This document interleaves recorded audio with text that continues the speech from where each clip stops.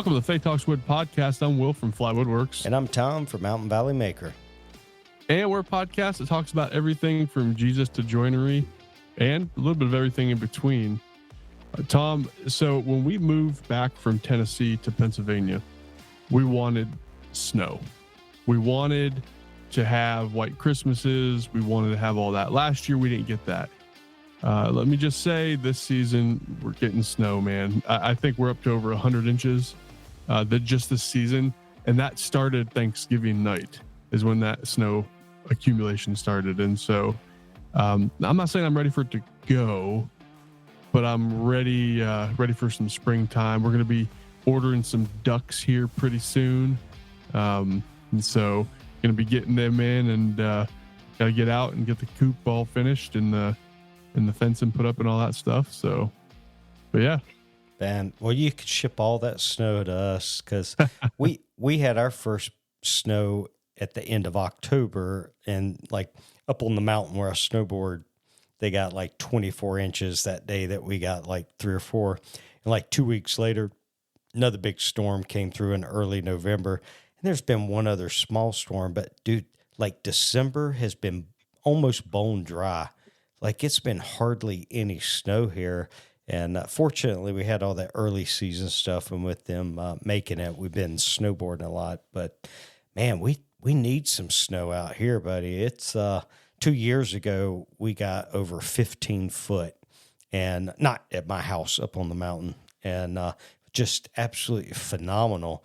And now it almost doesn't even feel like winter in a way. Right. It's like, I want it to get cold, and I wish we'd get 100 inches. I'd be so happy I wouldn't know what to do with myself.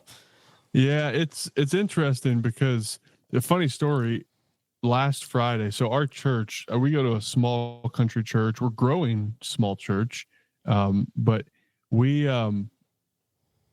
put pallet wood on the back wall of the stage, and then we got rid of the projector and we put up 2 85-inch TVs for like the slides and all the stuff.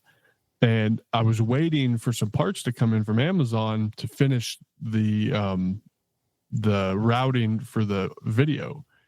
And it said it was going to be there Friday, and we got heavy snow Thursday and into Friday, and it was just like coming down, and it kept being delayed. And I was like, it's not going to be here Friday.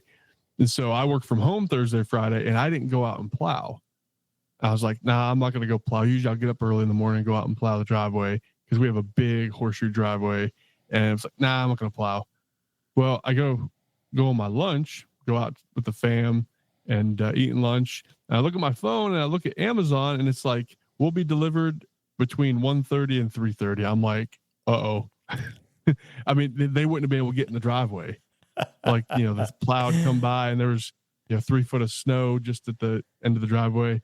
And so I hurried up, got my Carhartt suspenders on and put all my stuff on and ran out and got the tractor warmed up. And I plowed the driveway, got all looking nice and pretty. And then what I'll do is, we don't have a sidewalk. We live out in the country. We don't have a sidewalk from our driveway to our front porch. Eventually we will. And so what I'll do is I'll take the tractor bucket and I'll tilt it down and I'll just drag a path for delivery guys to be able to get to the front porch. And did that, put the tractor away, get back, back into normal clothes, log back in for work. And if my phone didn't ding, that it was delivered. Wow. Yeah, it was like, oh, wow, okay, I'm glad I did that, because I wouldn't be able to get it, wouldn't be able to finish the project. And I was able to finish the project and get everything done. And so, yeah, just kind of a funny snow story. But it was funny is so that happened. And then we got a bunch more snow Friday night into Saturday. And finally, it kind of calmed down Saturday afternoon. And I told my wife, I said, well, I'm going to go plow one more time. Should be done for a while. And we had a big limb fall in the back. And I couldn't tell how big it was. I get out there, and people aren't watching this, but it was easy 12-inch limb off a tree had fallen in our backyard area. And so I drug that away with the tractor, and then there's a tree that's leaning, and in my bright just not thinking mine. I'm like, I'm going to go push that over with a tractor. I've got this big tree on the side of the wood line, and I get up to it and I touch it and it starts cracking and then doing this. And I'm like, uh-oh. And so I back away, and I'm pretty sure if I'd have kept pushing on it, it would have kicked up. And if you know anything about cutting trees down, it's called barber chair. It would have barber chaired and hit the tractor, hit me. And so the Lord had provisions on me that day to, hey, dummy, don't push the tree down with the tractor. So oh man. And you know, I tell people at work, they're like, man, it gotta be cold out there on the tractor. Well, one, I know how to dress to not be cold, but any excuse I can get to play on the tractor, I'm gonna do. Oh yeah. You know, like, okay, there's snow. I'm gonna go plow. And so anywho, but it hasn't been cold. Now it's cold. It's been in the teens this week, but it hasn't been cold enough for the ground to freeze completely.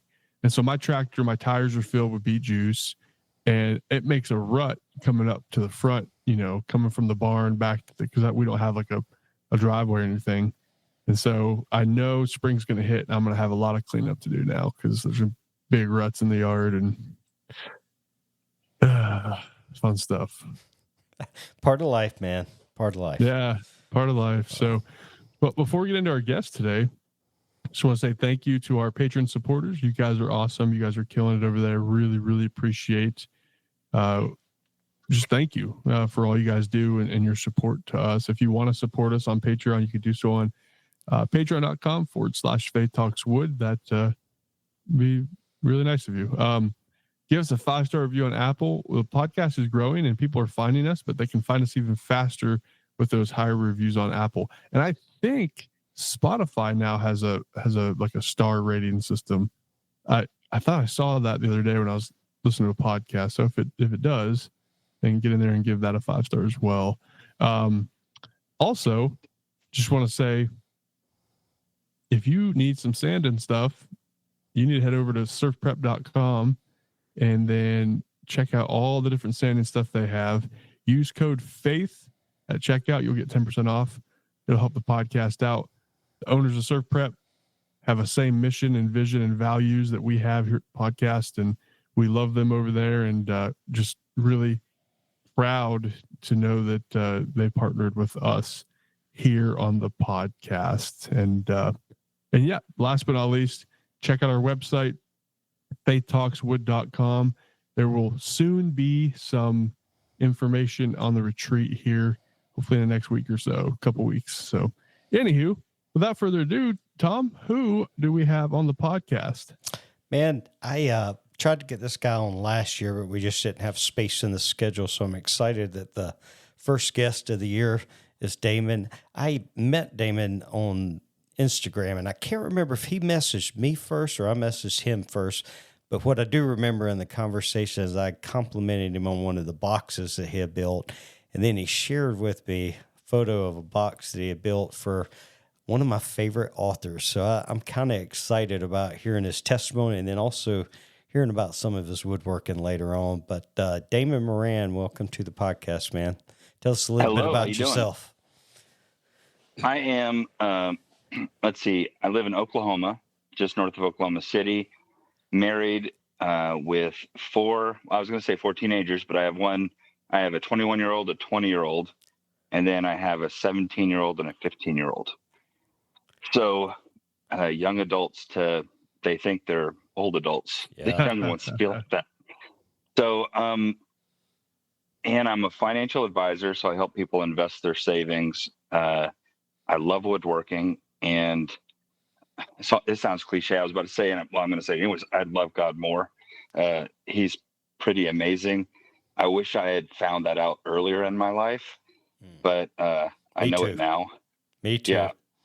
And I love this podcast. I first heard about it from Drew Fisher whenever he had the hacking, or his account was hacked. And then he mentioned this podcast, and I've listened to probably 90% of the episodes since then. Awesome. So thank you guys for what you do. Thank you for listening. We appreciate it. I too have a 21-year-old, so I know what you mean. But, yeah. Now that one, he's actually, okay, I told him when he was little that he would hit a point where he'd become an idiot for a while, and it would last several years, and eventually, and I said, you'll know you're an idiot because you'll think I'm an idiot. And then whenever you get to a certain point, you no longer think I'm an idiot. That's when you've arrived. That's hilarious. And he doesn't think I'm as much of an idiot as he used to. So that's good. That's Yeah. funny. Yeah, those teenage years, man, when you're the teenagers go through this period, and I know I did it too with my parents, but this spell where they think they know everything, and that mom and dad know nothing, and they get tired of hearing us tell it, and then they get to a point, like you said, where then they realize, oh, what they were saying was right, and then we don't seem so stupid to them.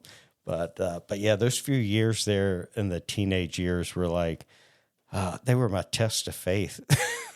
Right. Yeah. Now, Damon, I have a 4.5-year-old and almost 2-year-old. And so a little bit earlier in times, but they are testing our faith at this point already. In a different kind of way. I guess I'm a better parent of teenagers and young adults than I was with little kids. And my wife was the better one with little kids because they just keep going and going and going. And, well, I guess none of them logic makes sense, but especially when they're really little, logic doesn't make sense. Yeah. So I think I was the same way. I was not a great baby parent. I liked to hold her and all when she was young, but when she turned about 5 or 6 and could start, kicking a soccer ball, riding bikes, and doing things, then I turned into super dad, and it was all about. Yeah. And I would say all the way to still now, I'm the one that me and my daughter do more things together, but then her and my wife are more like when she wants to talk to somebody, she didn't come to dad, she goes to mom. They have that like more intimate conversations than, I'm the, hey dad, you want to go snowboarding or you want to go mountain biking or whatever. We do lots of things, but it's 2 totally different relationships. And I think that's what makes kids who they are, is because they get a little bit of each one of us, Right. Yeah, absolutely. And it's weird too, at this point with ours, the jealousy is coming into effect. And so you've got, even like usually the younger one follows the older one, but the older one, if the younger one does something that we laugh at, he'll do it just to try to get the reaction. Right. And you can sense that jealousy, and it's cute, but it's been happening long enough now that it's getting, I don't say annoying, but it's like, all right, here we go, Lord. Knock him upside the head really hard and he'll learn. Right. Totally joking. Right. Oh yeah. Awesome. So you're in Oklahoma City. And did you grow up in the church? Tell us about Damon and your walk and where you've come from to where you are. So I have an older brother. He's 5 or 6 years older. He has spina bifida. And so he's disabled. My sister, she passed away about 10 years ago, but she was 13 months younger than me. And it's a big part of my story, and I'll talk about that. But, it was us, my parents, and when I was really young, we didn't go to church. And we lived near Houston. We moved to Idabel, which is this really small town in southeast Oklahoma. And we'd go to church for like a year or two and then not go anywhere. My dad grew up, I think, going to a Baptist church sometimes. My mom, I don't know if they went very much, but she was drawn to Catholicism, which was kind of interesting. So we went to a Presbyterian church for a while, then nowhere, then a Catholic church. And that's where we went the longest. But God wasn't a big part of things. I never saw them reading the Bible. Only time was when my dad's dad was in town for Thanksgiving every other year. We'd pray, and I didn't. All I knew is I believed in God and that God created everything. I figured he was probably disappointed in me. And that's about all I knew.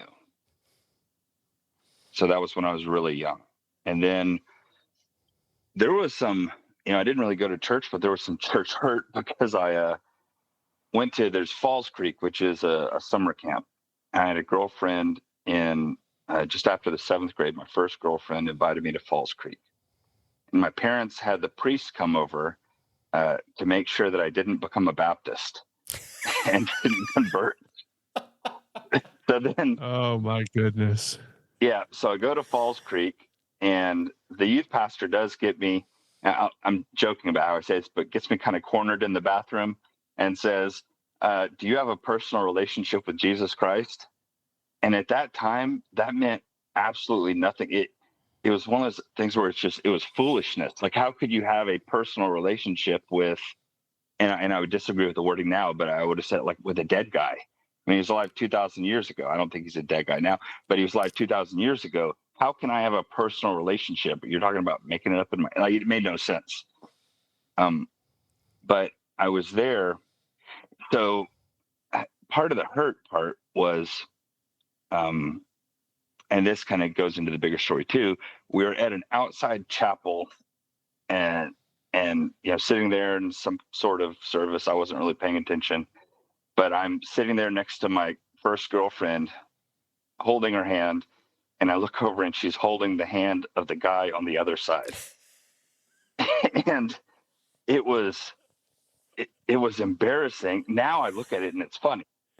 But at the time, it was this moment where I didn't want to let go because I wanted her to choose me.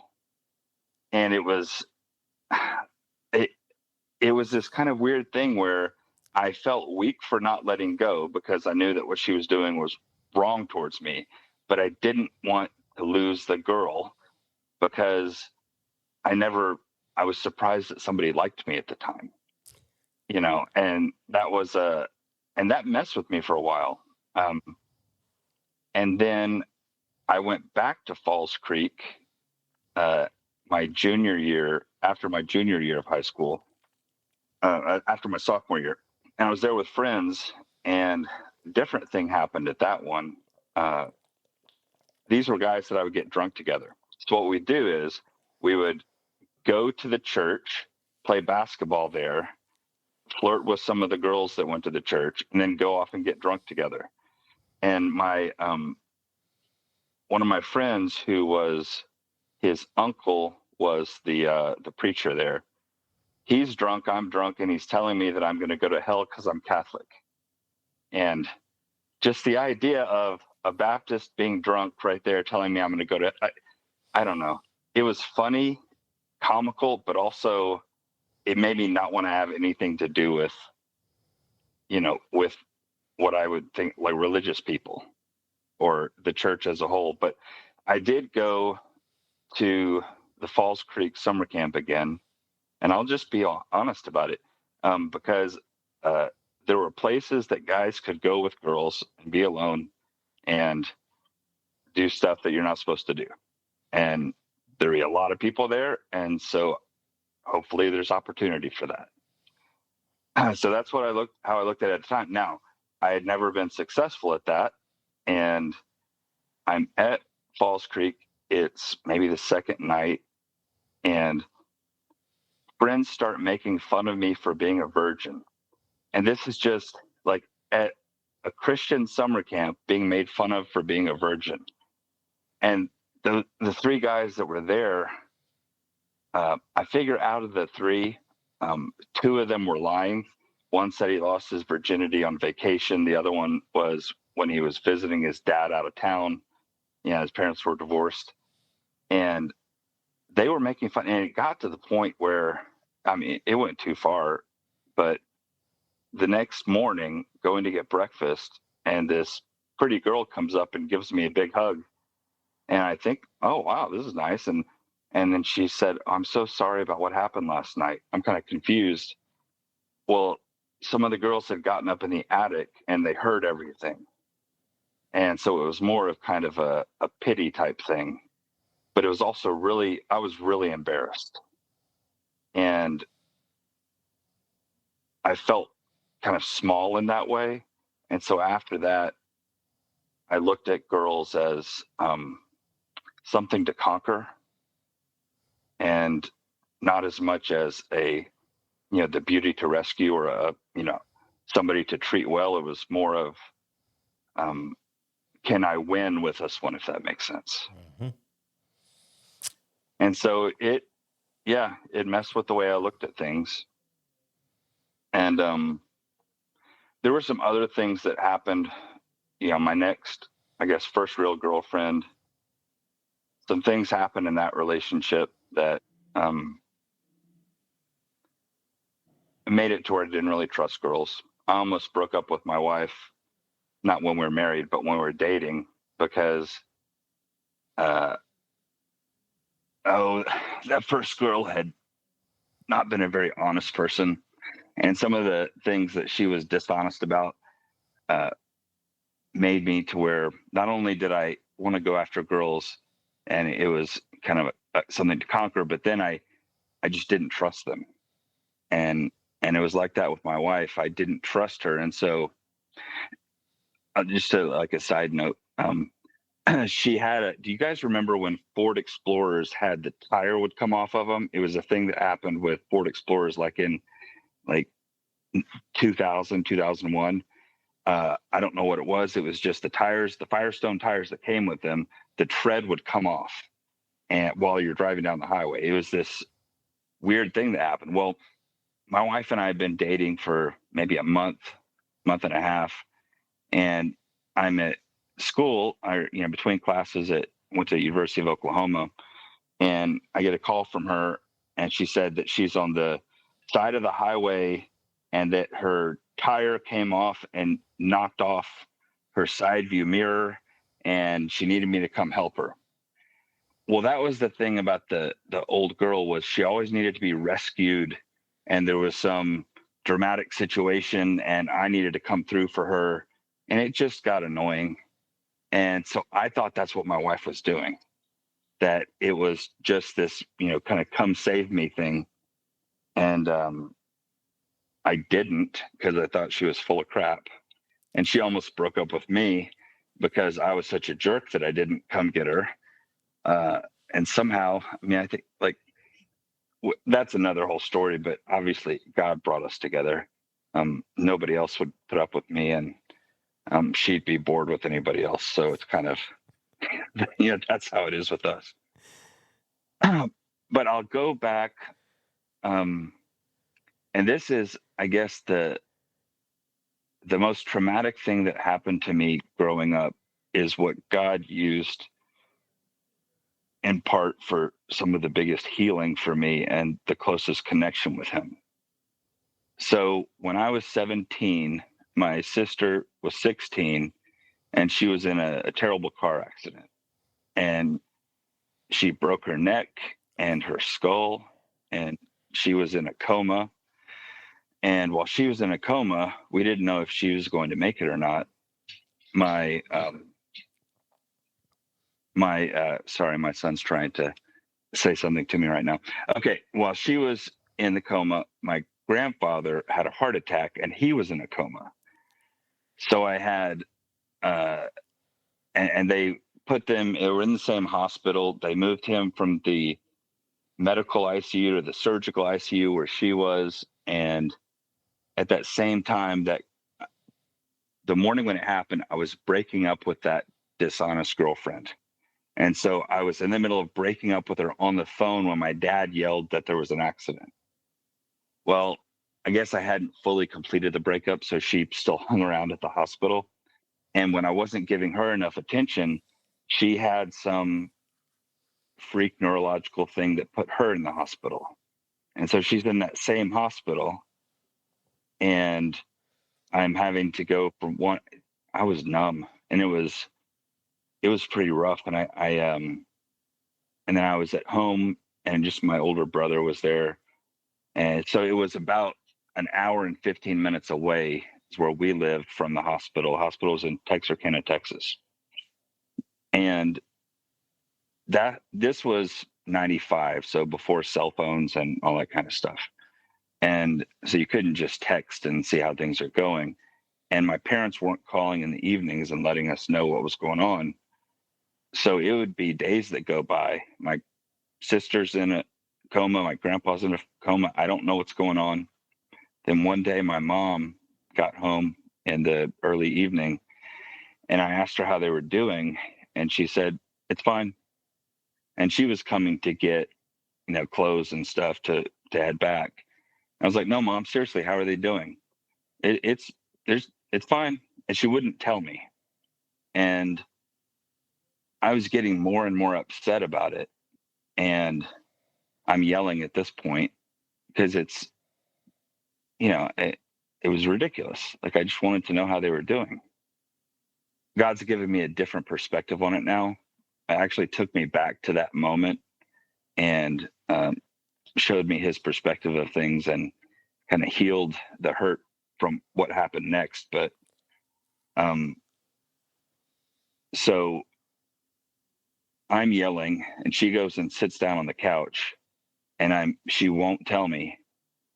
And I'm in a rage at this point, and I pick up this vase that's sitting on the coffee table, and I slam it on the ground and break it in front of her. And it was something that she cared about, and she still wouldn't tell me.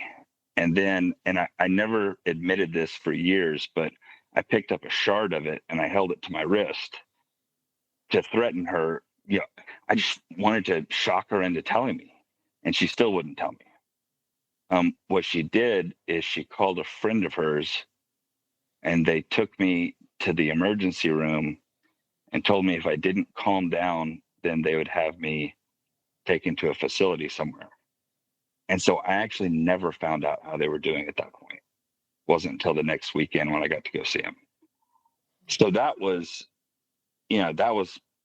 just that whole time period was difficult, but that was something where, I felt, it's this kind of rage came out of me that became a problem later on. And it's okay, so let me see where to go with this. So now let's fast forward to kind of the faith journey part of things. After college, after getting drunk and not caring about stuff, and if I had a one night stand, I'd feel kind of guilty. I got injured one time, and I did say, hey, God, if you'll make me better, then I'll do this thing that I think you probably want me to do. I did some of that stuff, but it was after my wife and I got married. This was right out of college. We 6 months after getting married, she got pregnant, and it was like seeing this life, this, like, her belly's getting bigger and just all the excitement. When he's born, I've become an emotional person. If I let myself, I could get emotional just thinking about my little baby, and he was born and just so beautiful and perfect, and that made me feel a connection to God. It was not just, is there God a creator, but there's God a creator who, there's love here. I could, like, my heart grew, like, there's you guys are dads, so I think you get it. And it made me more interested in connecting with God, whatever that means. And also I felt like, well, if we have a kid, we should probably go to church, because that's what I guess good parents do, is take their kids to church. I don't know. So now my wife was an Episcopalian, which was like Catholic light. And my parents were just light Catholics, it's like kind of Catholic. So, but I would ask my wife, why she believed something. And she'd say, well, the church teaches. And I well, no, but why do you believe it? Well, the church teaches that. Yeah, but why do you believe it? And she's like, well, that's what I've always been taught. I said, yeah, but you happen to, like, is something true just because you happen to be born to the right people who went to the right place? And so now, like, you lucked upon this? Like, how do you know if it's true or not? So I was very analytical. And I think because of the manipulative girlfriend and, other things like that, the idea of being tricked or manipulated was something that I, definitely didn't want. And I felt like so much of the Catholic Church and the church as a whole was kind of about social control. And I pushed back against that stuff pretty hard. But so I didn't really want to go to an Episcopalian church. Definitely didn't want to go to a Catholic church. And we were moving to Edmond, Oklahoma at that time. So we'd actually lived in Williamsburg, Virginia for a couple of years. And moving to Edmond, Oklahoma, going to rent a house. My mother-in-law was helping find the house. So she finds this house that happens to be walking distance from Life Church. And so we get there and, okay, we're going to go to a church. I guess we'll start with the closest one and then we'll kind of work our way out in a circle. And then I looked up Life Church on the internet. And at that point it was dial up and, it's very slow to load a page. I wish I could do the impression of what the modem sounds like. Everybody knows that sound. Oh, but, yeah. Yeah. Oh, that was so annoying. Yeah. Yeah. You've got mail. Yeah, we'd have the what was it, AOL free trial. You'd have it for a month and then you cancel and they talk you into give you another month for free. So we did that. We were broke. We were, 25 with a kid. And so I looked up Life Church and it said Evangelical Covenant. There was the rock band and all that stuff. And I was like, oh, crap. Like that just, that felt like all of the stuff that I just thought was, it didn't appeal to me, but we went anyways. So we go to Life Church, and at that point, now there's dozens, I think, of locations. At that point, there were only 2 or 3 because this was 2003. And so we go there, and when we leave, I loved it. But I was kind of, not exactly embarrassed that I loved it, but I was afraid maybe I'd fallen for something, like the guy's smooth and he kind of, he tricked me into liking it. I was kind of apprehensive, but I loved it. And I felt like he was speaking right to me. It was, just specific words that went along with things that had been going on. And so I asked my wife, it's like, so what do you think? She's like, well, I thought it was good. I was like, I did too. I actually really liked it. She's like, I loved it. So we both finally admitted that it was wonderful. And so we went there for years. And now I believed in God, the creator, that God is love, and that also Jesus is at least a way, one of the ways, if not the only way, he's at least a way. So, and then it got to where, I don't know, it was, I followed him, but I didn't know him. I didn't know that I didn't know him. I thought I knew him. I knew about him. I was knowing more and more about him. I was connecting with people. I even led a small group, and then they asked me to lead the small group leaders.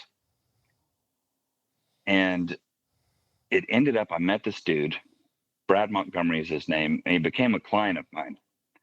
And years go by, and he reaches out to me and asks if I want to go to this men's retreat. And I didn't really want to. Connecting with men was harder for me than connecting with women or just connecting with a group of people. But just men, I always felt not disqualified, but I felt less than. I wasn't really athletic growing up. I didn't love playing golf. I grew up in Southeast Oklahoma where people hunt all the time. I'd never been hunting. I just didn't feel manly in that kind of way. And I felt like if I was around a group of guys, I'd be exposed. And I couldn't fake it really. You guys know what I'm talking about. So another layer on this, the anger thing from whenever I was really came on when I was 17. It was a deal that I would flip out, and didn't happen all the time, but it happened enough. I would get angry, and it would get to a point where it just was rage, punching holes in the wall, cussing and yelling. Kids can hear me. Didn't matter. And I get so angry. What it felt like was, it felt like electricity was shooting through my body. And the hysterical strength, like when a mom can lift the car off of their kid, that kind of thing. I would get like that. It's just, I felt this crazy power, strength, anger, rage go through me. And then I would pretty much just collapse, exhausted, crying, feeling shame. It was this, it was a pattern that happened every couple of months. Then one day my son, who was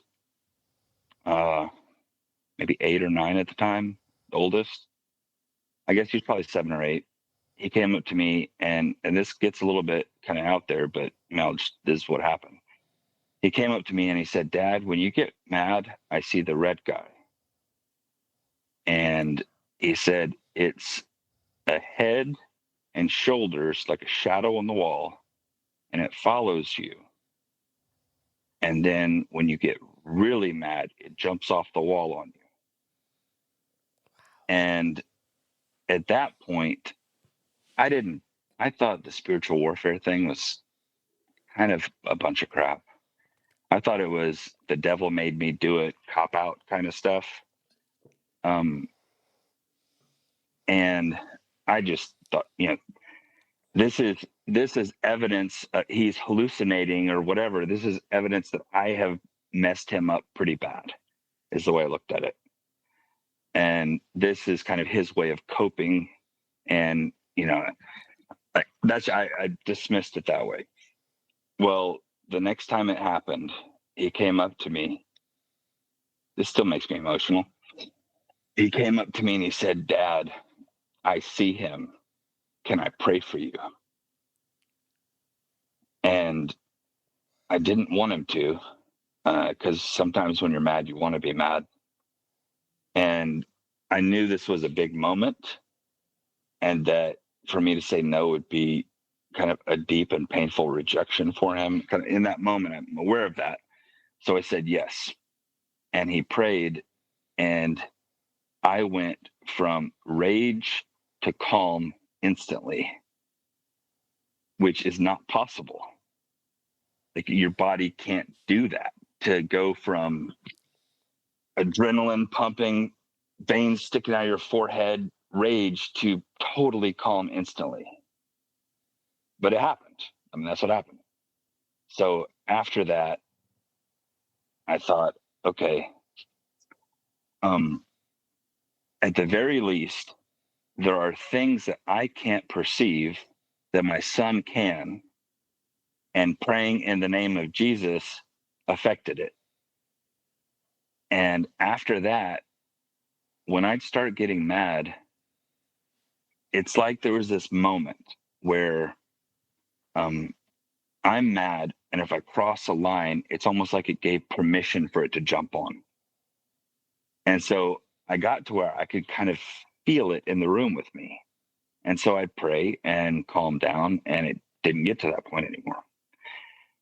Well, other weird stuff started happening around the house to my son, and it was freaky, and I didn't believe in a lot of it, just like, a month or two before that.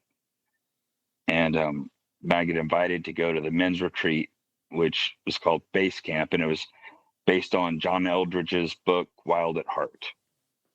And I didn't want to go, but he said something about spiritual warfare they'd be talking about.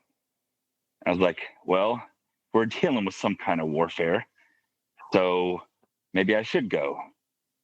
And then, so I was going to go, and like 2 nights before, the night before, something really scary happened that was spiritual at the house. And I was thinking, I can't leave. I've got to be here for my family.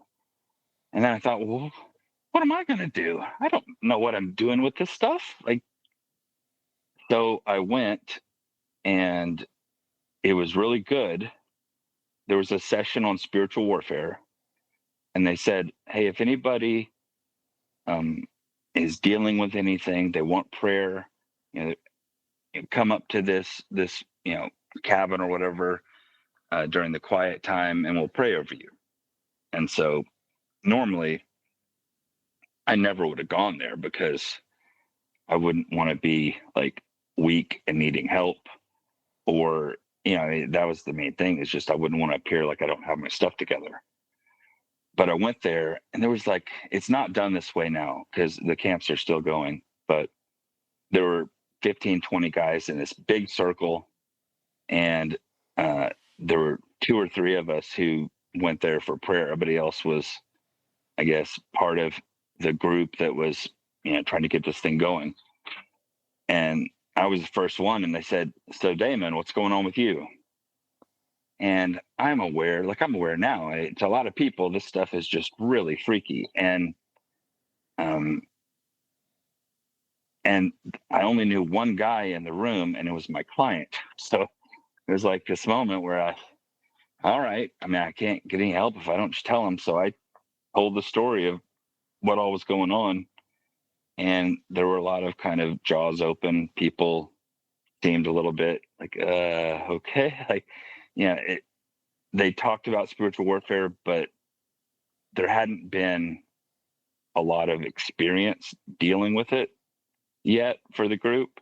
And there was a guy who was the first, he was like the prayer intercessor. He led the prayer team. So would pray over people at the event, pray for the event itself, and he was kind of a weird guy. Like, he had a shofar, and he, would like dance around sometimes, but he was the spiritual guy. And it wasn't like new age spiritual. He loved God. He was just a different breed of cat, as they say. So they said, well, you need to talk to Doug. And so I got to know Doug, and Doug, I see him as a good friend, and he loves God like crazy, and he is a different kind of guy. But he helped me understand spiritual warfare, and all the stuff that was happening at the house stopped. So that was pretty good stuff. And continuing with the story, I went to a few camps and got to where I wanted to be more involved than I was asked to be. I think there was a lot of the kind of defiant part of me still there. I pushed back on a lot of things. I was in a small group, and a lot of theological points I would push back on pretty hard. My heart was kind of, and it went a lot to that whole thing of not wanting to be tricked, not wanting to be controlled, manipulated, all that kind of stuff. And so I pushed back against a lot of things. Well, do you guys have a radio station, K-Love? Do you know what I'm talking about when I say K-Love? Yep. Oh, yeah. Okay. My wife and I decided to go on a K-Love cruise. So you go on the cruise, and you are, it's the price of a normal cruise, but it's shorter because they aren't selling a whole bunch of alcohol and as much gambling, so the Christians don't, there are whole areas of the ship that are just dead, that are normally loud because the Christians are there. So we went on a K-Love cruise, and it was amazing. And it was the reason why it was as amazing as it was, I wasn't quite aware of at the time, but so there's a kind of worship service, Big Daddy Weave, the band. He's awesome. Okay. Yeah. They were going to be performing. They were performing worship, and then a guy spoke, gave a sermon, and then Big Daddy Weave at the end said, hey, if anybody needs prayer, we're going to play some worship music now. Come down and we'll pray over you. And I was like, wow, that's pretty cool. And my wife and I are sitting there, and we didn't go down, but as the worship music was playing, I felt something I'd never felt before. It was crazy. It felt amazing. It was like I was drowning in the Holy Spirit, and I'd never experienced anything like it. It was amazing. I looked over at my wife, and I could tell she felt it too. We're just kind of like leaning back in our seat, just kind of with a, I don't know, like a dumb look on our face, just just amazing. And I looked around, and some people were getting up and leaving. I could see other people who were also feeling it. I could tell that it's just, it's almost like being high, but not in a guilty or bad way. It just felt amazing. And didn't quite know what was happening. But after that, it's like I felt God everywhere I went. It felt great. And then, so we get off the ship, we get to the Fort Lauderdale airport. And while I'm there, I feel like I'm suffocating. It's like all this pressure and heaviness coming from all around, and just felt kind of depressed. It felt horrible. And my wife felt the same way. She felt that same kind of like tightening of the chest, and I called Doug, the prayer guy, and I asked him what was going on. And he said, "You are out on a ship away from the world, covered in worship for several days. You'd never experienced anything like that before." And he said that, and I don't know if there's even a way to articulate it, but essentially, like, the spirit, like, in you grew or something. I don't know exactly, but there was something spiritual happened, a sensitivity or something. And he said, now you're in the world, Fort Lauderdale specifically, and you can feel the darkness that was always there. You just couldn't feel it before. And it made sense. It was still weird. But I said, is it always going to be like this? Because this sucks. He said, no, eventually the light in you will push back the darkness. And that did happen. But this was in January 2014. In March, my son, the oldest, he was 11 now, he had a birthday party. And family's supposed to show up, and my sister didn't show up, which was weird because she wasn't married, didn't have kids, and she loved my kids. And I got a call that she had died in the middle of the night. And it still hurts. So she had died in the middle of the night. They didn't know why. It ended up being pneumonia. And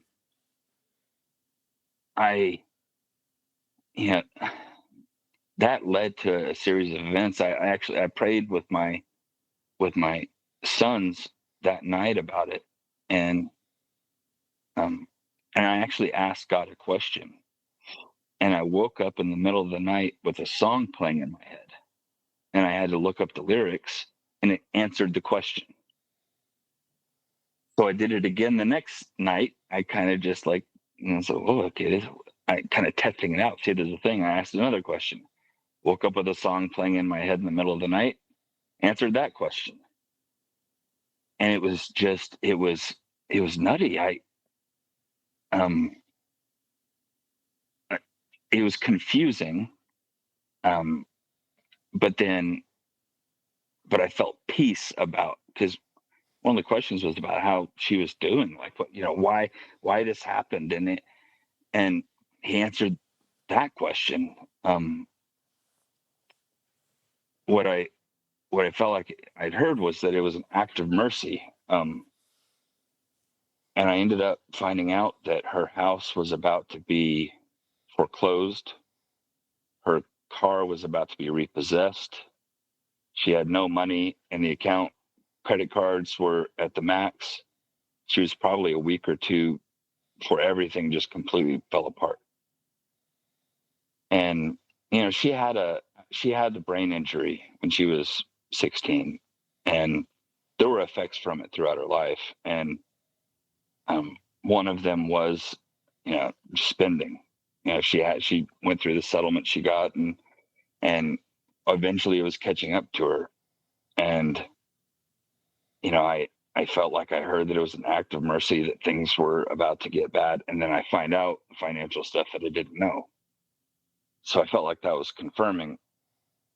And I felt like God was taking care of her, and that she was with him, and she wouldn't want to be anywhere else. And I had peace about it.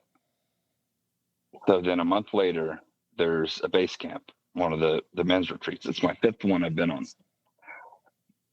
And I go there and I'm feeling good. And this is the first time I'm kind of volunteering. And, there's a session going on. And so what we would do is we play a video kind of teaching. Somebody would get up and speak and tell their story. Video would finish it up. And then you'd have 45 minutes, an hour of quiet time. And we would have a couple of questions to prompt people if they were, if they're trying to pray. Because the idea was to hear from God. Like what you're trying to do is hear from your Heavenly Father during that quiet time. So questions to ask to prompt that. And I was one of the people who had the sheets with questions on them. So during the session, I'm at the back of the auditorium area, and nothing like this had ever happened before. I'll just throw it out there. It was like I saw a wave coming at me, and it was like it was in the room coming at me. I could see it with my eyes. It was weird. And then when it hit me, I just started sobbing. And I was confused because I had felt fine before it hit me. And then I kind of looked around for help, and then I'm aware, oh crap, I'm about to have to hand out these handouts to the guys as they walk past me. And I'm, so I'm trying to hold myself together. Don't know why this is happening. And I'm sure my eyes are puffy and I look like I've been crying. So I go up to the front. There's me and there's my friend Derek. There's about 150 guys that are attending the retreat. They're walking past me, and maybe they didn't notice, but what I see is guys doing double takes because I look like I've been crying, and that doesn't make sense. And then I see another wave coming. And I'm like, oh, crap. Because I know when this one hits me, I won't be able to hold it together. And it does, and I feel like I get punched in the gut, and I just hand the handouts to Derek, my friend, and I just got out of there. And, I went, kind of ran. I don't think I looked this way, but you see Napoleon Dynamite when he runs off the stage, just kind of, I just kind of thought about that right now in the movie. Just running away, and went behind a tree and sobbing. And I'm not really asking a question, but I'm just like, what's going on here? And I heard, it wasn't audibly, but I hadn't experienced anything like this. And it was, you're stronger than you think you are, but not as strong as you pretend to be. It was so clear. And I didn't know what it meant, but I knew it was true. So time's going by. I don't want to be around anybody because I don't want anybody to see me. And so I go, now it's getting dark outside, and there are guys that are playing laser tag. It was kind of one of the fun things we do once it got dark. So I find this space where nobody's around, nobody's walking around. I'm by myself. And as I'm sitting there, I have this awareness that my friend Derek would be showing up. I don't know how I know it. I just know it. Never experienced that kind of stuff before. I hear footsteps, and I just kind of tested it out. Derek? He's like, hey, buddy. He just, what in the world? Like I'm confused, but I knew it was going to be, I don't know what's going on here. And he sits down, And looking back on it, this is funny to me, but he said, "Hey, what's going on?" And I said, "Dude, don't worry about me. This is just grief. There are other guys who have real problems you can help." And then he said, "Well, what would you do if it were me?" Like, oh, crap. And so I just, it's hitting me now. The reason why I didn't want to tell him, and maybe it's obvious, but I didn't want to cry in front of him. I didn't want to get emotional. I never really made that connection, but it seems obvious now. So then that night, so I eventually, I think once everybody else is asleep, I snuck back to the bunkhouse and woke up in the middle of the night with a song playing in my head. And it was Strong Enough to Save by 10th Avenue North. And I thought of, you like that? Oh, yeah. I thought of, just for everybody listening, Tom raised his hand up in the air. So, yeah, Strong Enough to Save by 10th Avenue North. And I thought about how God said, you're stronger than you think you are, but not as strong as you pretend to be. But in the song, what really stood out is there's this visual of you call out to God, and it's like he rips open the sky as he's coming to you. He's coming so fast with such force that he rips open the sky.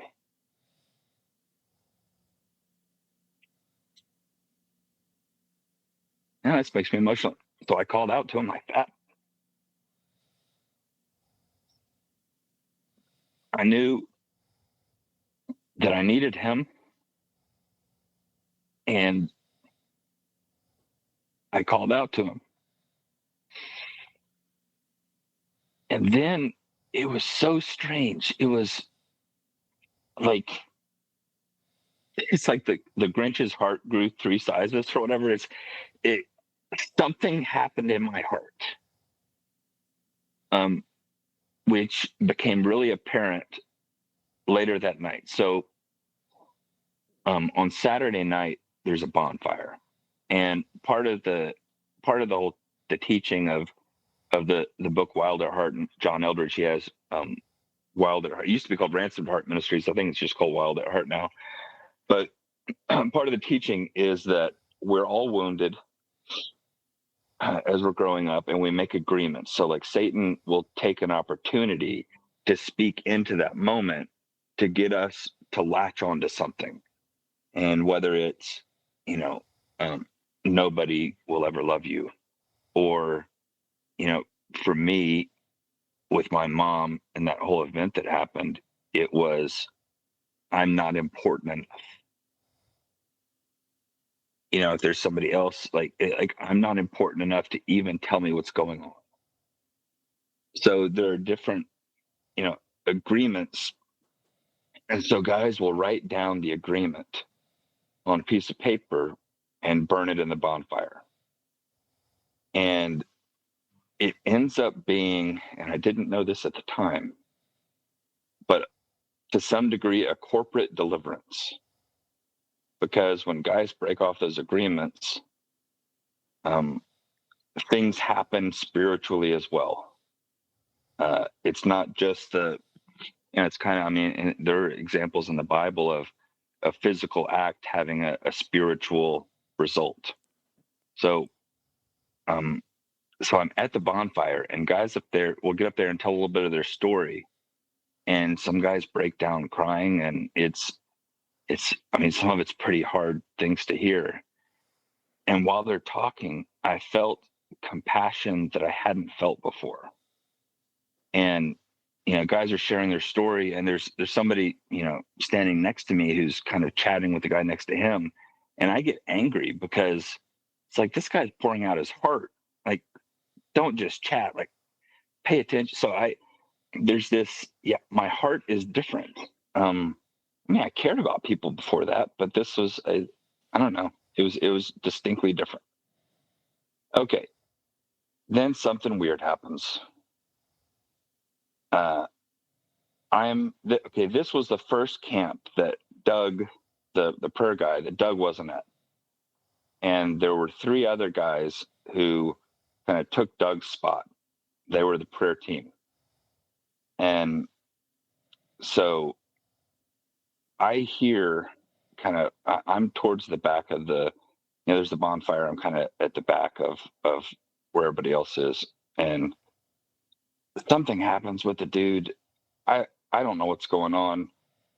It's what I now know, and I mean, some people might have a problem with this, but it was a demonic manifestation. It was freaky, and without thinking, I was kind of running to him to pray for him. But then I saw I was going to be the first one there. So I slowed down so somebody else would get there before me because I was afraid to catch the cooties or something. I don't know. Not really cooties, but you know what I mean. So praying over him. And as we're doing that, I'm like, oh man, like this is an attack from the enemy. And it's preventing the guys from getting up there and sharing and, getting freedom. And it's like, no, this isn't good. And then somebody says, hey guys, let's get going again, get started. And so they got started and it was good.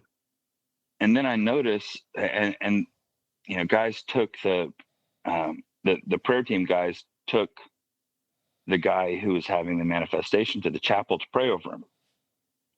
And it's really interesting. One of the guys, they carried him. One of the guys was an offensive guard in college. The other one was about 6'5", 245 Army Ranger. And they said this kid who was maybe 160 pounds, it was like he weighed 600 pounds or 500 pounds or something. They said it was weird. Anyway, so that's, one part of it. And so they're gone and it hits me. You know what? This place is totally exposed from a spiritual warfare standpoint. Those guys are gone. Nobody's here to kind of guard this. And I'm standing there thinking this stuff. And it's this still small voice says, look over your left shoulder. And I look over and one of the guys from the prayer team's walking up to me. And he said, hey, Damon, I need you to anchor this place in prayer. And my first thought was, what? Like, no, dude, that's you. I didn't want to pray in front of people. Like praying out loud in front of people made me really anxious. I'm either trying to impress them or not embarrass myself, or, I didn't like it. But then this guy on the prayer team, he had told me things before about me that he couldn't have known. So I knew the Holy Spirit would speak through him. And it hit me when he said that through the Holy Spirit in me, I could anchor the place in prayer. And I said, okay, I'll do it. And my heart was different towards the people. I actually deeply cared in a way that I hadn't before. So I turned towards the group and I lifted my arms out, and I do think this matters. I took a step forward and just started praying. And I didn't speak in tongues at that point, but I sure did that night. All kinds of stuff was coming out of me. It was amazing. I had never felt anything like it. I felt God flowing through me. It's hard to explain. I had this feeling kind of in the upper part of my stomach, and it was like it moved up to my chest and it was going to explode out of me. I'd never felt anything like it, and it was amazing. And then I heard again, look over your left shoulder. I did. Same guy coming back to me. And he's just, his face is beaming. And I know that somehow he can see what's happening. It's weird. And I said, what is this? And he said, you were obedient. And, there's this idea with what, John Eldridge talks about in his books is the idea of the new name. It's like God has a name for you, or more than one, like Gideon, mighty man of valor. It wasn't true until God said it, and then it's true. And so God gave me the name Keeper in that moment. I am my brother's keeper. And so after that, I joined the prayer team, and I'd pray about stuff, and I'd see an image of something. Like one of the guys on the prayer team, he was the guy who had been the offensive guard in college, football lineman. So after we get back, a few days go by, and I'm praying for him, and I see an image of him, and he's got like a black splotch on the back of his neck. And I was like, that's kind of weird. And I just feel prompted to reach out to him. So I reached out to him and asked him to go to lunch. And I saw him, and he didn't look good at all. And I was like, hey, what's going on? So I woke up with this terrible headache, like right here at the base of my neck. I'm like, okay, that's weird. Well, God showed me this image, so I guess maybe I'll pray for you. I prayed for him, and the headache went away immediately. It's like, what in the world? And this stuff just started happening. And it was fun. And it also was scary because I'd pray for somebody sometimes, and then the next day I'd be dealing with what they had been dealing with that day. I didn't know about that stuff, transference kind of stuff. So one guy, he just reached out to me, guy from the prayer team was like, hey, are you doing okay? And I said, no, not at all. I had been fine last time he talked to me. And he said, I'll be there in 10 minutes. And he came and got me, and he asked what was going on. And I had prayed for him, the day before. He said, dude, that's what I was dealing with. And I was like, well, what do I do with it? And he said, pray it off of you. And I did. And I was fine immediately. And it was just this kind of, I was learning as I went, and a spiritual warfare, and just the power of prayer, and the power in his name. And yeah, Jesus is ridiculously powerful. And it's like we kind of doubt him in doubting ourselves, because if he's going to work through us and we don't think that power is going to flow through us and change things, we're letting our doubt in ourselves actually doubt his ability. And one time I was frustrated with weakness that I had, and I just couldn't overcome something. And I felt God say to me, you think that your weakness is stronger than my strength. And I think a lot of times we can get, sorry, there's a tangent, but I think that we can limit what happens through us by thinking that our weakness is stronger than his strength. That's a powerful statement. Man, I've never thought about it that way, but how often do we all do that? More often than I'd like to admit. Yeah. But see, that's the thing, is like, he told me that. So it's a powerful statement. So he tends to say pretty powerful things. And a lot of times, and he'll say it, and I'm kind of confused for you. My weakness. It's like, oh, he's like, I'm strong enough to overcome you, son. It's like, okay. And it's like, it can be as easy or as hard as you want it to be. Anyways, so the stuff is going on with the prayer team, and it ends up that I start leading the prayer team and growing closer and closer to God through that, becoming more and more emotional, which not that fun, but it's his heart for things. If you really want me to cry, then hearing a story about his love for somebody or feeling his love, it makes me melt. And I can just, think of ways that he's come through for me and been there for me, and it makes me emotional. He's so unbelievably good.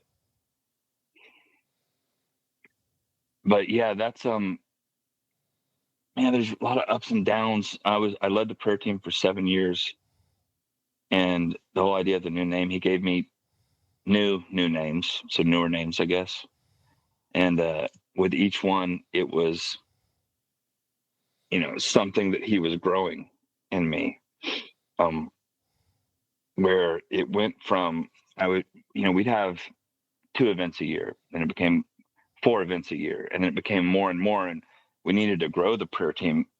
And he told me I was a father to many, and it became more of kind of a mentor thing where I would help guys, and God showed me this image of there's this cable coming down from the sky, kind of like from a helicopter or something. And my job was to take the carabiner and click it on a guy, and then God would take him up. And so that was the connecting people to him was my role at that point. And, once I helped them connect to him, then he took over. So it grew more into that. And about a year ago, I was praying one morning, and I just heard, "It's time." And I knew what he was talking about. He was saying it was time for me to step down as the leader of the prayer team. And I was like, okay. And I had been pretty weary, just kind of,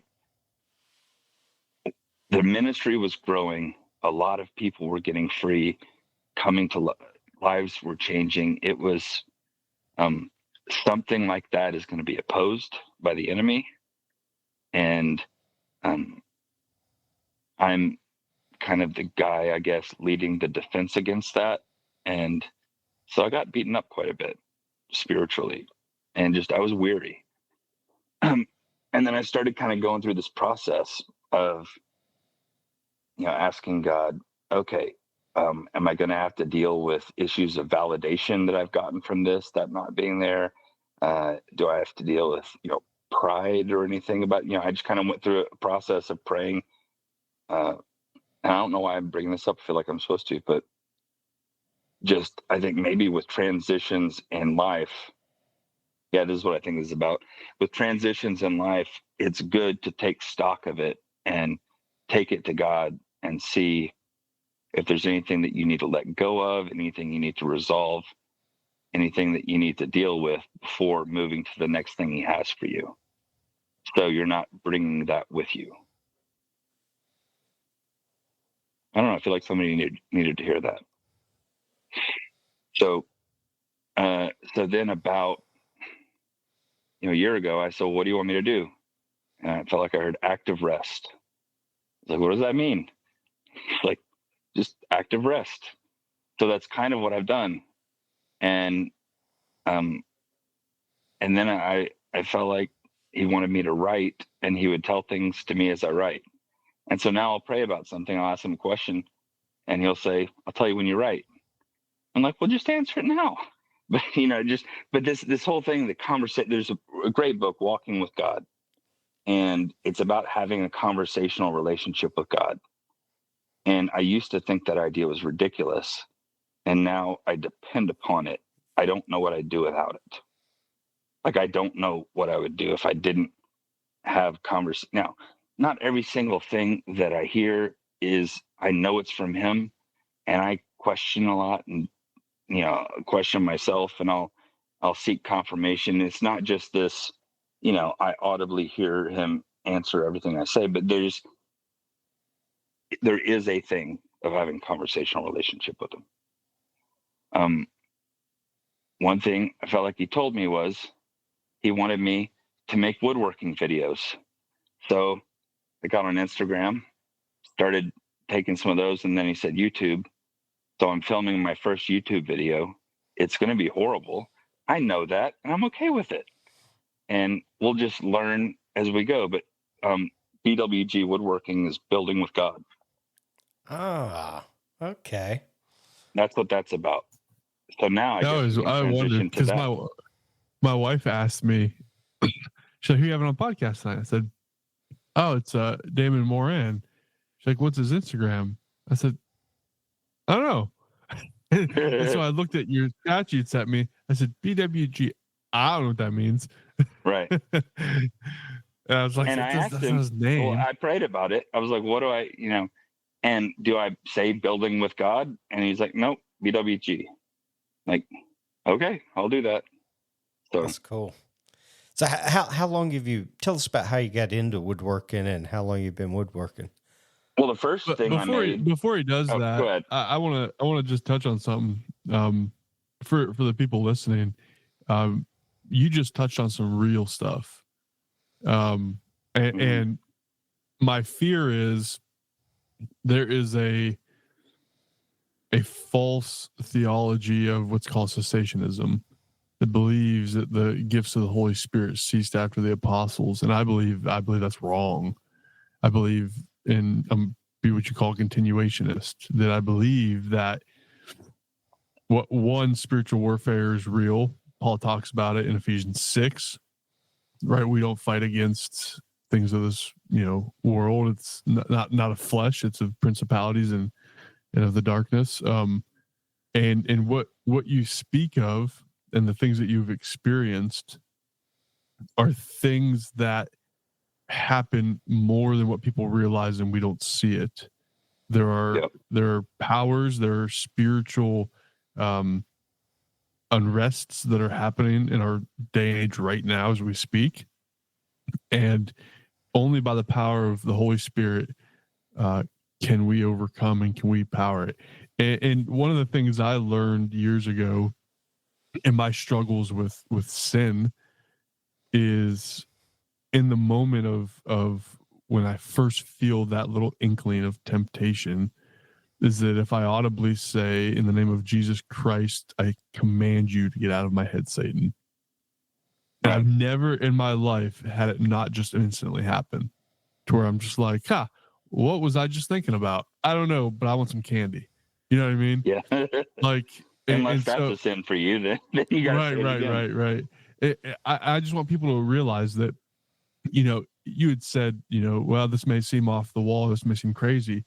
It's not. I mean, that's we are in a spiritual warfare day in and day out, and there are things and powers that are happening that people don't realize. I'm reading a book called The Return of the Gods by Jonathan Cahn, and it's talking about that, right? That idea that there are things that are happening that the Bible's telling us about, and that we need to be ready for, and that we need to be the prayer warrior. We need to know the word of God so that we can combat it. And so I just want to say thank you for being obedient, and thank you for sharing that, because there's a lot of people, and me growing up, I grew up in a cessationist church, and where they didn't talk about the Holy Spirit because it was something that we don't know. That's, that stuff stopped.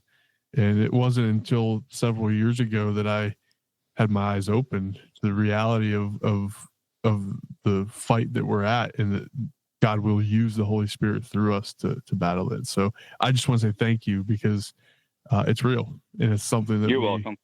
And it was something that God knew my analytical nature, and he made certain that it was proven to me. And with my son, with the whole, you can't physically go from rage to calm in an instant. That's not possible.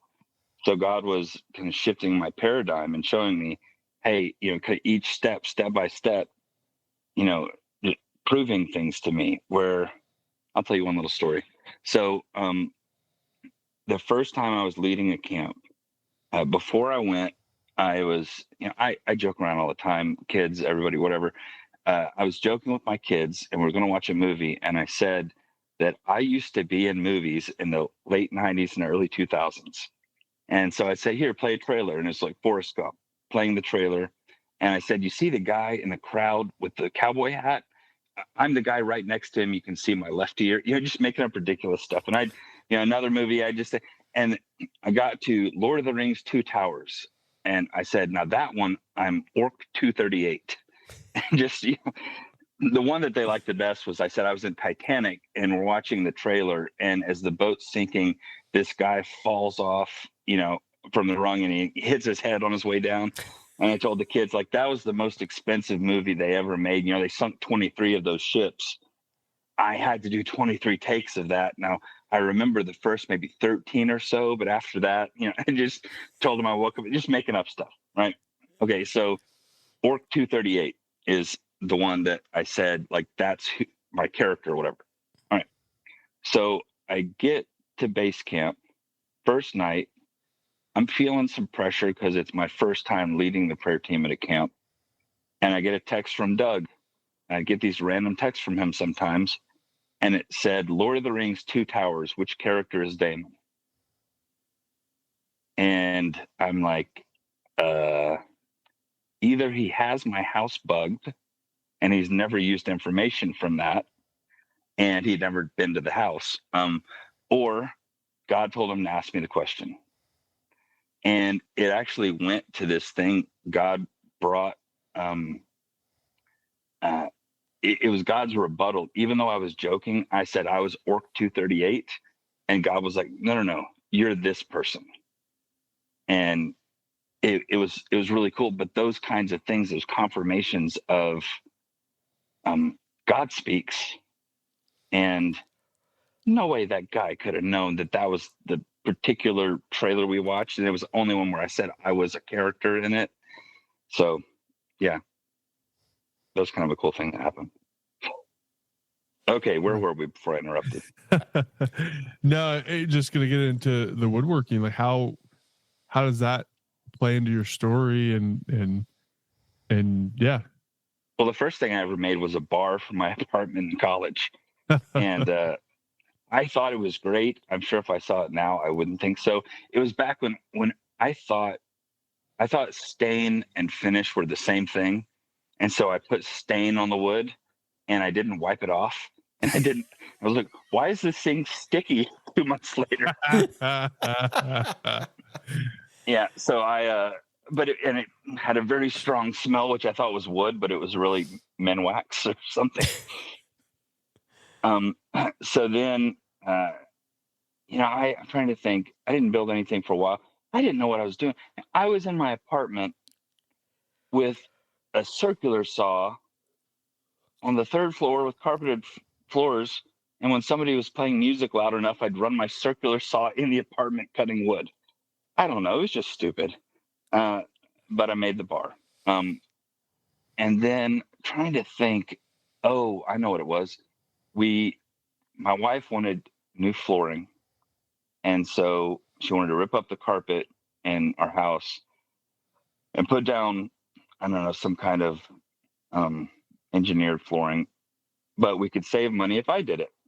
And I could do the baseboard, so I used that as an excuse to get a miter saw and a table saw.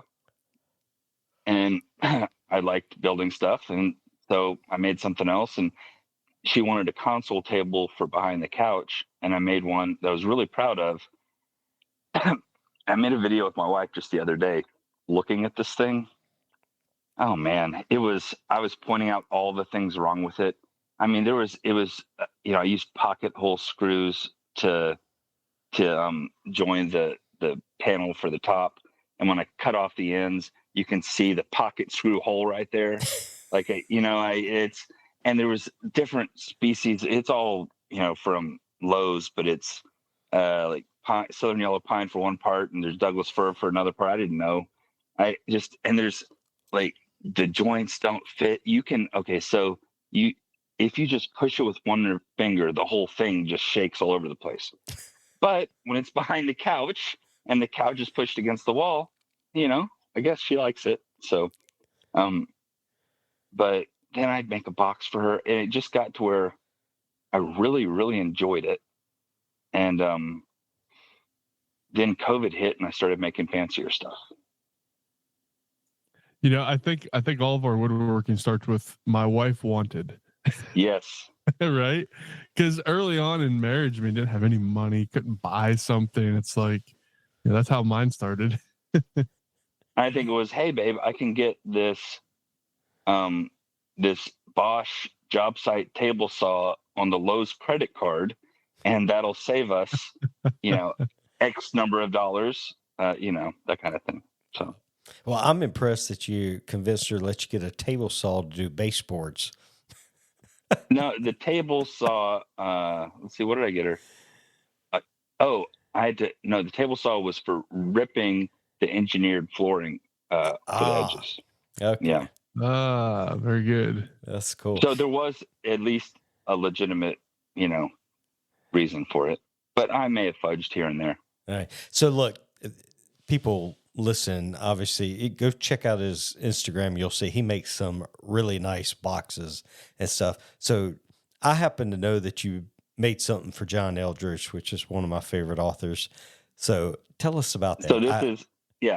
So I had made for the ministry that I've been a part of. It's called True North Ministries. And I was working with a guy named James Hugo, and he's a good friend of mine, and he does woodworking as well. And he has one of those Glowforge lasers.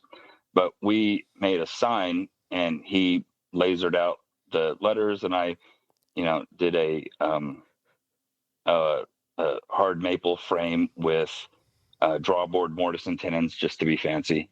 And after that, so that was for our fundraisers. The gala is what it is. So it's the annual fundraiser. So we made that. So we'd done a project together, and then we were going to have John Eldridge come visit for our 10-year anniversary. He was going to fly in from Colorado and speak at kind of the 10-year anniversary celebration we were going to have. And I was talking with James, and I said, it'd be kind of cool if we made something for him. He's like, yeah, that would be cool.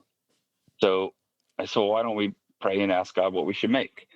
And so we did listening prayer right then, which is, God, what do you want us to do? And just kind of praying together. And so one of the, so Base Camp is based on the Wild at Heart novel, the book. And then The Ascent is kind of our Base Camp part 2, which is based on walking with God. So it's about having a conversational relationship with God. And that's where we were practicing that, And so there was the guy who was kind of the leader of the ministry. And I told him that we were going to be praying about it. And he said, you should make a cigar box. And I'm thinking, a cigar box, like the box is what the cigars come in. You don't make a box, you buy cigars. I said, oh, he's talking about a humidor. And so then I was like, maybe, I don't know. That seems like that would be kind of hard to make. And so I'm praying with James, and I hear the word fiddleback. Like, fiddleback? That's weird. And I was like, isn't that a spider? And I look it up, and fiddleback is a spider. And then like the next thing on Google was fiddleback maple. It's a figured maple, like heavily figured maple. And James Hugo, the guy I was going to make something with, he'd actually made cigar box guitars in the past. So wow. So it's kind of it's what I think it's something poor people used to make. They would take a cigar box and they'd cut a hole and they'd, take a piece of, I think back then walnut wasn't as special as it is now, and they'd make a guitar. And so, one guy says cigar box, I hear fiddleback. James doesn't say anything, but the next day he told me, well, okay, let me get this straight. Okay, I hear fiddleback. It's the maple. I'm thinking humidor, because that does make sense, right? Crazy figured maple for a humidor. And then also fiddleback. Wait, fiddleback. It's what is on the backs of violins, that heavily figured maple. That's part of why they call it fiddleback. And then, so I'm talking to James the next day, and I said, hey, that's what it is on instruments. Like, maybe you're supposed to make the cigar box guitar. And he said, I felt like I heard that yesterday, but I figured it was just me. And so we prayed more about it, and it was True North would buy the cigars, or not, and then we'd make the humidor for the cigars, and then take the cigar box and make a guitar with it. So that's what we gave him, was a humidor filled with cigars and a cigar box guitar. Now, figuring out what wood to go with the fiddleback maple, I'm looking through different things, and I think it was on the wood database or something like that. And ebony seemed like a good one.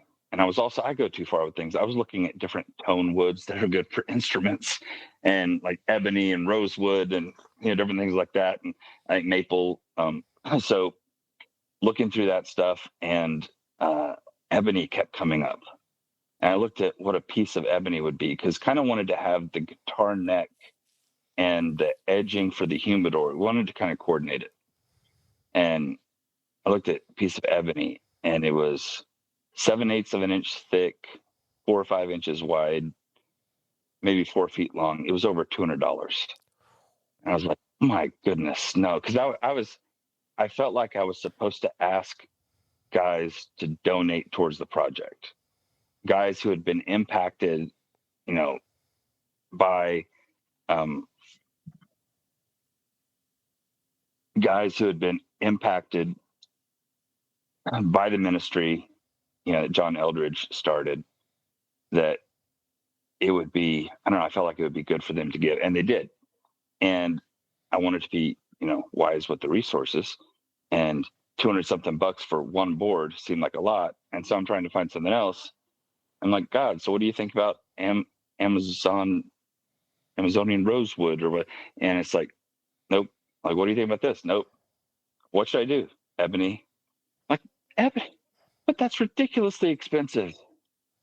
And then there was this feeling of, I have a reason for that. And I said, well, what is it? And he said that a cigar box guitar. So the cigar box is a cheap, empty vessel.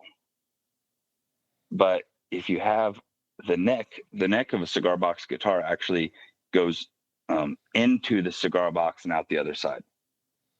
And he was telling me it's this visual of like something incredibly valuable, the ebony, going in and through the cheap, empty vessel was like him to us. It made the cigar box very valuable because of what went in it and came out of it. And wow, that imagery of, that's us. We are cheap, empty vessels until he comes in us and can flow out of us. Yeah, that's awesome. And then, yeah, so there was a lot of that stuff, man, where, we're making it, and then I'm messing up some stuff, and I'm getting frustrated and upset and getting angry, and God's like, why are you so mad? I'm like, because I'm messing this up. And he actually takes me to this place where he's like, you want this to be perfect. I was like, well, I want it to be as good as, no. You want this to be perfect. I'm like, well, why? He said, because you want to impress him. Like, oh man, I don't want that to be my heart in this. I want it to, I want to bless him. And I was like, and I kind of learned enough to say, well, Jesus, take me back to the root of that. And he took me back to something that happened when I was young and brought healing to that place and shifted my heart about it to where it's like, there was an obvious mistake on it that it's like, okay, this is part of the humidor now. I tried to make it perfect. And the thing is, there's an issue with the veneer, and I asked God, should I redo this or not? And I heard, don't. I'm like, yeah, but I've got to redo this. And so I redid it, and I messed it up. And I found out if I hadn't done anything to change it, it would have been perfectly fine the way it was. So, oh man, yeah. And I've done that before. I made something else where it was another humidor I made, and I was working so long on it, and somebody said something about, how I pray while I make stuff. And I was like, I haven't really been praying with this one. And I asked God about it. He's like, yeah, you kind of left me out of this one. I was like, why would I do that? And this was a really, okay. So I can nerd out on the details and spend so much time on them to where, I just think what he told me was, you thought I'd hold you back. you thought that I wouldn't want you to do all those details, that you'd be wasting time. And then he said, son, I'm in the business of perfect. And he's now, there was this idea of, I can never make anything perfect, but it was, if you'll follow me in this, you can make something that's better and do it faster than if you just do it on your own. And so, like, okay, I'll do that. Sorry. Man, that's awesome. So how was the box received? Oh, how did Eldridge receive it? Yeah. How do you like it? It was cool. I'm sure. Yeah, I got to present it to him with the group of guys that were kind of the founders of the ministry and the board members and guys who had donated. And I got to tell them the stories about the listening prayer, and just it was really great. It was cool to be able to honor somebody who it could have happened if God wanted it, but I know that my conversational relationship with God, I learned a lot about it from John Eldridge. So to be able to give him something, not just from me, but from a group of guys, and my James, who has the laser, we took the removable divider and lasered on one side a blessing for him and another side a prayer. So it was just, I don't know, it was really cool. And of course he loved it. That's He awesome. did say, he's like, it's perfect. I was like, nah, it's not perfect. And that's fine. Yeah. That's cool. Well, that's pretty neat. Now, you said that you guys you don't go to Life Church anymore, or you do, but you don't? Yeah. So what we've had we went to Life Church for years, and then I felt like we were supposed to go somewhere for a while, and we did, and it was clear that we were supposed to. And we've been going to Life Church. I feel like we're supposed to go somewhere else, but I don't know where it is. And it's not because of anything wrong with Life Church. Now, there was a time, we go into Life Church for years, and I felt like we were supposed to go somewhere else, and we did, and I loved it, and it very, I guess, I felt the Holy Spirit there intensely, and the teaching was deeper. I felt like, because Life Church is a seeker church. I mean, it's like, that is what it is, and it's meant to reach people who are newer to the faith. And then the idea is you bring them in, and then in small groups, they call them life groups, that's where a lot of the greater depth happens. So I was talking to God about this new church, and I was like, I love this place. It's wonderful. And I said, it's so much better than Life Church, don't you think? And he's like, nah. I'm like, what? No, but it's got this, and this. And I heard, yeah, but I love Life Church. They bring so many people to me. And I was like, okay, yeah. So I won't judge and compare, and this one's better than that one. It's, I don't know. It's pretty, God loves Life Church. So I love Life Church. That's awesome. Well, what you got going in the shop right now? An unnecessarily fancy outfeed table. So I go to so I made this outfeed table years ago, and it's horrible, but it's functional. And I felt like God said I was supposed to make some YouTube videos. And I said, what do you want me to make? And he gave me 5 projects. And 4 of the 5 are taking something that's existing and making it new. And I felt like he showed me that it's like what he does with us, right? Something that exists is functional, and then he transforms it into something better. Very cool. And so that's what it was. And because I'd kind of like to just build a brand new one, but he told me what he wanted me to do. And so I'm making these drawer fronts, and I went to go get some hard maple for it. And while I'm there at the lumber dealer, at the lumber yard, the forklift driver says, hey, look at this board. And it was just this crazy curly maple, like it's a 4/4, 7 inch wide, I think 10 feet long. And man, it looks like something you have to go on Bell Forest to get, because it's just super curly, and it's that way through the whole board. So that's going to be the drawer fence. So it's a outfeed table with, and I'm going to pop the grain with some. I'm gonna go nuts with it. Very So cool. Very cool. What about you, Will? Nah, I ain't done nothing in the shop. It's been, well, it's been busy work, and then just I was at the church a lot this past week with getting the new wall and the TV. I'm the deacon over technology, and so we're getting ready to put in a new sound system, and so I'm over that project, and so we got going on there and work and whatnot.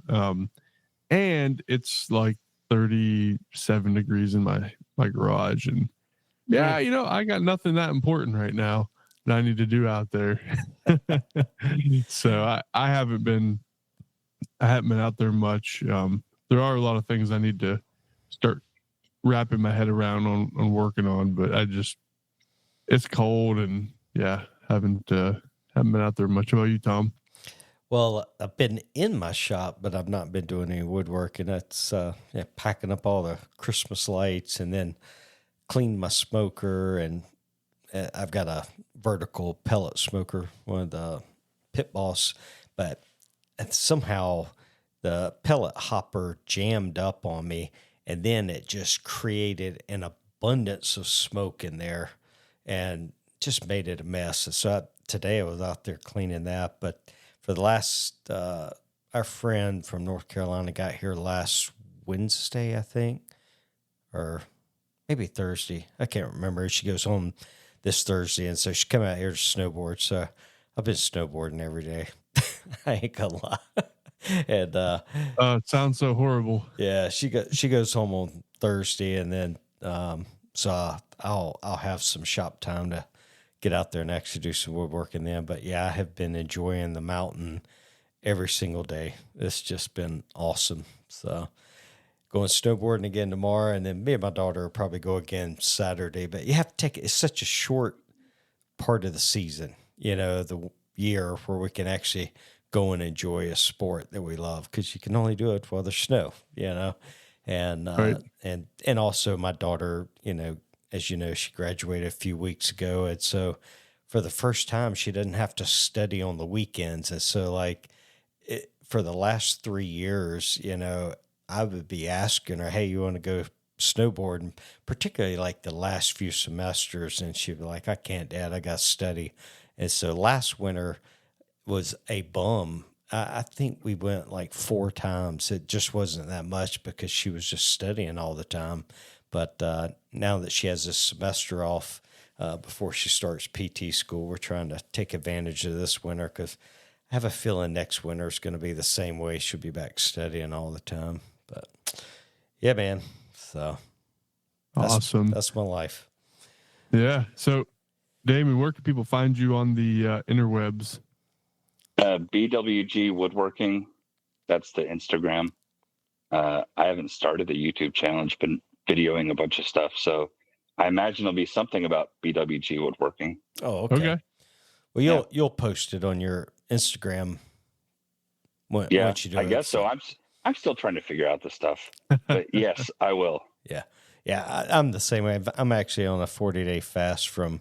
Other than I had to hop on because I didn't have phone numbers to message people about the thing, but taking a break from social media. But I've actually set up my YouTube channel, but I haven't recorded the first video. So maybe we'll get ours done and post it. So we're flip-flopped. You did the channel, and I've done the video, but not the channel. Yeah. How was your anniversary yesterday? Oh, it's awesome. So 23 years, man. And it's just kind of hard to believe, because, you know, that you still feel like we just got married a few years ago, but, you know, obviously we got a 21-year-old kid. But it just flies by, man. It's hard. I don't feel like I'm old enough to have been married for 23 years. I'm 54. We got married later in our 30s. But it's just flown by. It's like, man, we're almost to that, what they call the silver anniversary of 20. Isn't it silver? They call 25 years or something. Probably. I'll I'll be remember. 23 years this year. Yeah, that's crazy, Yeah. man. But it's, And I'm significantly younger than you are. I'm joking. I'm 47. thanks for making me feel old, man. I appreciate it. But it does. I mean, so same thing, 23 years, but it just time has flown. It's Yeah, incredible. it's weird. And the fact that somebody would put up with me for 23 years is pretty incredible. I mean, and Yeah. so, Ditto. yeah, man, it's awesome. I'm blessed. I got a great wife, great daughter, and so life is good. Absolutely. Well, I'm a few years behind y'all. This will be 8 years of marriage this year, so we're That's years. still awesome, man. Yeah, That's a few years Yep. behind. But it's kind of one of those things. I'm watching all the people that are older and trying to take notes, if you will, or trying to, gain wisdom from that. And so right now, just starting to think about 10-year anniversary trip. Because when we got married, we were poor, man. I was a youth pastor. We didn't have money to do anything fancy or do anything. And so I'd like to, on our 10-year anniversary, do something cool. I don't know what yet. Maybe a K-Love cruise or something. So, So you didn't have you could have done like a mission trip honeymoon, 2-for-1 special. Right. Well, we went to Gatlinburg, Tennessee, and it was just a quick trip, but yeah, I'd like to do something to bless her. And she stays at home now with the kids. And so she's, I don't know how she does it. I stayed home with them. She was sick there a month or so ago, and I pulled my hair out, man. You kept them alive. That's important. That is. We ate lots of candy, and it was fantastic. Played a lot of hide and go seek. Hide and go seek. Yeah, you ain't kidding. So, awesome, yeah, David. I listened to that. Yeah. Hide and go seek. Yeah, we played again tonight. It's almost a nightly thing anymore, but yeah, it's funny because I get in. We only had so many places to hide, and so I have to come up with the creative things. And so people, well, you guys can't see it. It's over here. I got this box, a big Amazon box, in from something that I ordered, and it was big enough that if I set it on its side up long ways, I could put it in a corner and hide behind it. Mm-hmm. And so I did that. Well, I put it over here, I guess right here by our clothes hamper, and I put clothes on top of me and put the box in front of me. And if my kids didn't look for me for 20 minutes, and I would yell like, "Hey!" Yeah. It was it's just funny. So you gotta get creative with hiding, Well, after a while, if they're taking too long, you stick your leg out. Just right, get it over with. Try to give them a hint. So very good. Well, Damon, man, we appreciate you coming on the podcast, and look forward to seeing the woodworking you're doing, all the boxes. I was showing my wife your page, and you made like a Mario cutting board. And my son, we watched Mario. Yeah, no kidding. That looked like it was. He's like, "Dad, it's Mario." I said, "Yeah, it's me, Mario." And so it's awesome, man. Well, we appreciate you. Until next time, I'm Will from Flat Woodworks. And I'm Tom from Mountain Valley Maker.